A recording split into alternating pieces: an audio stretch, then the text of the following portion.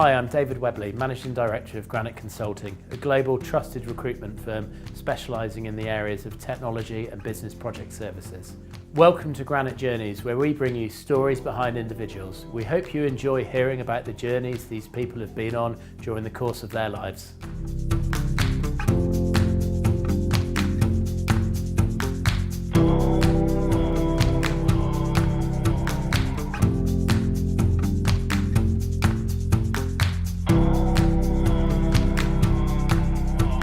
Hi, my name's Emma Sharrock. I'm author of the Agile Project Manager. I've been working in the project and change space for over 15 years now. My background is I started my career as an officer in the Royal Australian Navy, and I fell in love with managing change quite early. So I went into a career in corporate, worked as a consultant, project manager, change manager. I'm now working in my own business where I help businesses get better in their agile journeys. So I believe that there's nothing to fix. I really believe that it's an even better conversation, and I'm passionate about agile, and I'm passionate about helping organisations achieve their goals through agility.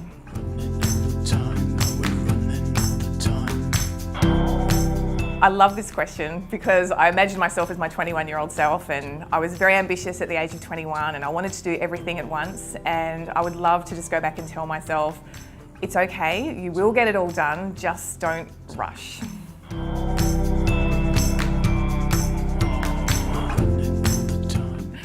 So my most embarrassing moment would have to have been, I was an officer in the Navy and I was officer of the watch on HMAS West Australia.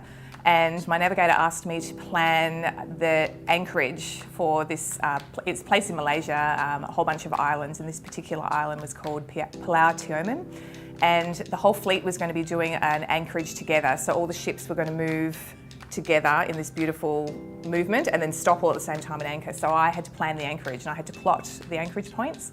And I accidentally plotted as if we were in the southern hemisphere as opposed to the northern hemisphere.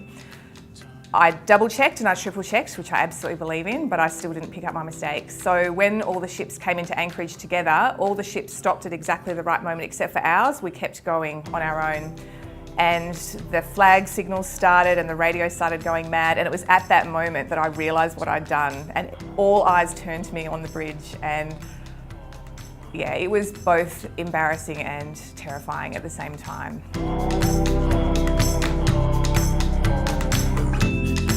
Well, my first response to this question was if I had an extra hour, I'd just sleep because I just don't feel I get enough sleep. But I think it's having time to think. So in my book, I talk about Julia Gillard. One of the things she said at an event that I was at was if she could have done something different in her time as Prime Minister, she would have spent more time thinking, just really, and I think about the sort of jobs that I do and other people do. Thinking is really important, taking time to reflect, because we get paid for what we think, not necessarily what we do. So that thinking time is really important. So I think I would take the time to reflect and think for my extra hour.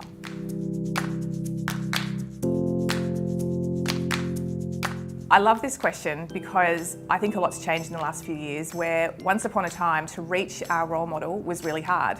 We now have YouTube, we now have the internet, we have Twitter, we have all these ways of actually getting hold of our role models. One of the things I love about Twitter is you can reach out to people that you admire, and they often write back to you.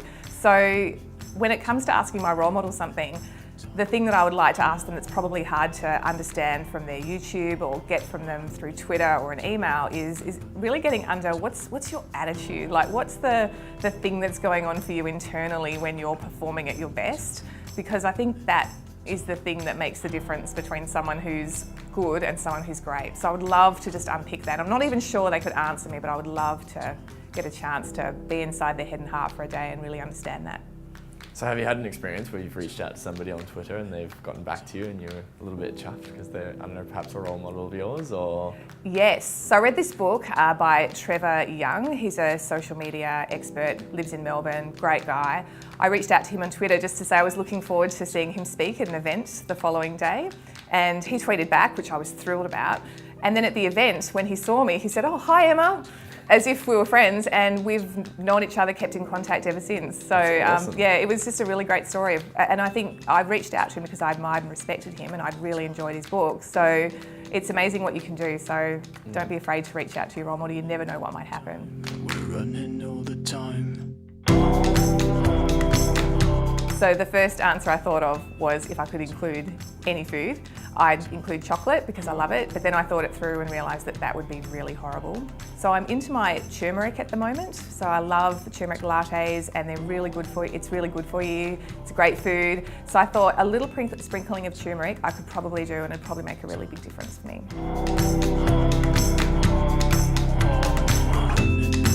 If I could be any animal in the world, absolutely without a doubt, I would be a cat in my house. They are so spoiled and so indulged. They lie around all day and they just look really happy. I think a cat.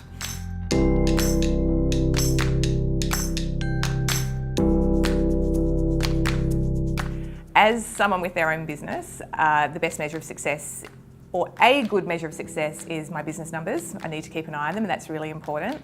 And also another thing is that internal feeling that I get when I've done a good job. So for me, the external validation is the numbers, but it's the internal feeling myself. So my success habits are keep an eye on my numbers, always do that.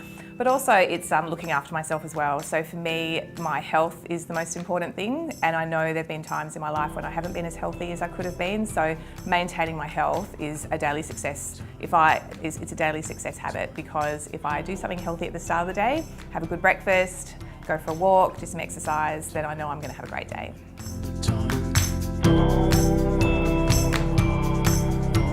So I have to say, obviously this would be my recommendation, my book. Having said that though, a book I've read recently, actually was given to me by Dave Webley, is The Slight Edge by Jeff Olson. Amazing book. I love that book, and that will be the present that a few people will be getting over the next few months, because it goes back to one of the answers I was talking about before about what would I ask for my role model. The Slight Edge really talks about that attitude inside you that makes the difference, and it actually helps break down what that attitude is and how you can then foster that for yourself. So that's what I loved about the book. So I would recommend that.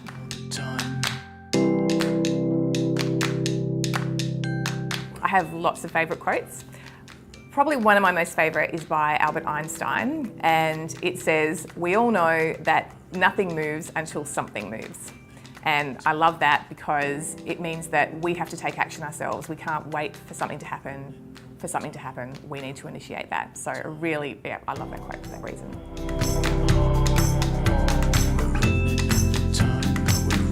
I think for me, that goes back to when we talked about what my success measures are. So that internal feeling, like I love that feeling of walking away at the end of the day and going, wow, like I really did make a difference.